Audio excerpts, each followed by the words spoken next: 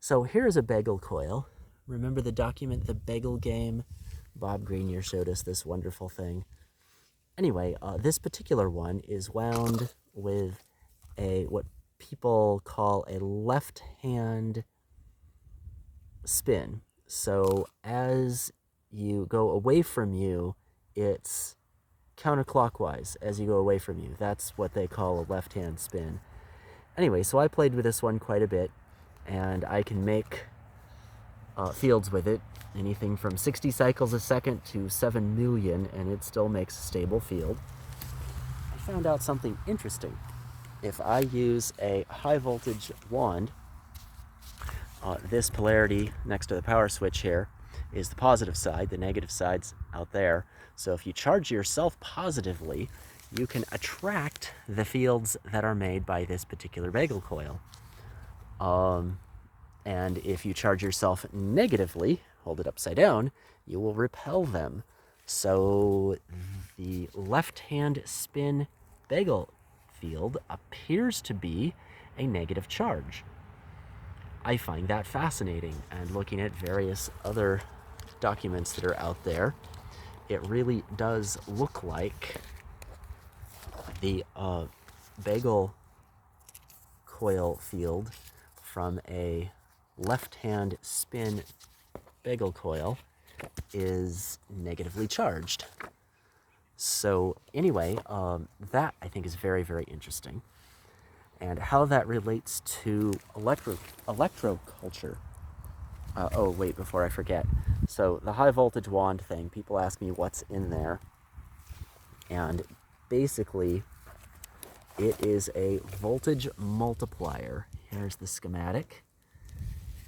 And this is a cascade multiplier. I know there's another name for it that involves two people's names. I don't know what those names are because I can never remember them. Anyway, here is the voltage driver assembled. This is 15,000 volts out, and if you search for 15 kV generator or power supply or something like that, you will find these things on Amazon and on eBay. The instructions for assembly are on Amazon. I added a battery holder for an 18650 and a USB charger.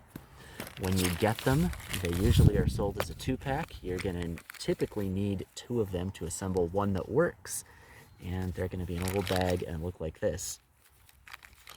So 15,000 volt driver board, and all your components need to be 20,000 volts. Your diodes and your capacitors as listed in the schematic here. And as a general rule, people hurt themselves with these things. So if you don't learn enough electronics to know how to assemble it, you're probably not going to be able to safely use it either. I'm sure somebody has a tutorial out there on how to do it. This is a 20-stage multiplier. I've been told that 15 is all you really need. Past that, you get diminishing returns.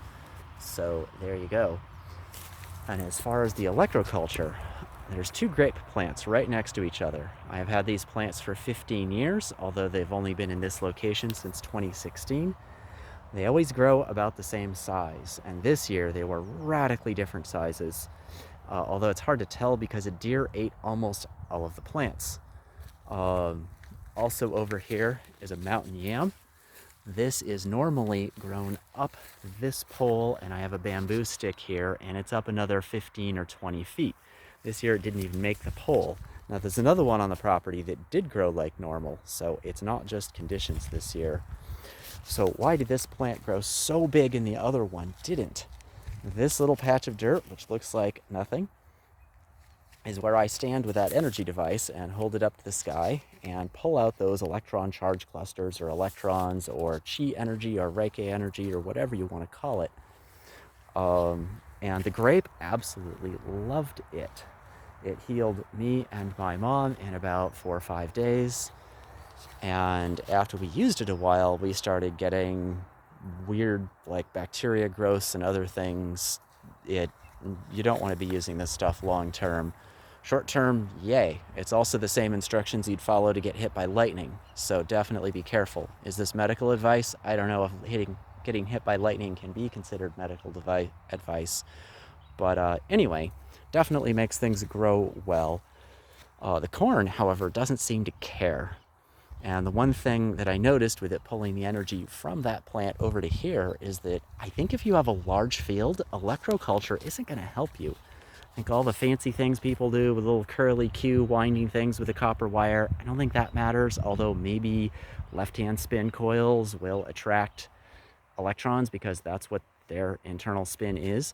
But if you have wires that go out in a little fan that pull the ions down from the air, that pull the stuff out of the air, that's going to work. Copper wire in the ground, pretty simple. I don't think you need anything past that.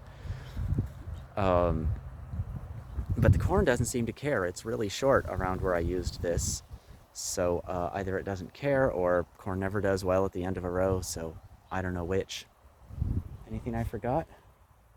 So yeah, seems like that's what I was here to share. There's, now the other thing I should be doing is building a right-hand spin bagel coil and verify that has a positive charge to it. But in all fairness, I have something way more entertaining to be working on, so I'm off to that project. And that's why you're getting an update now.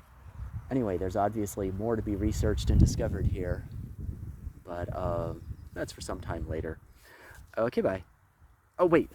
Bob and Bernie, feel free to use any of or all of this.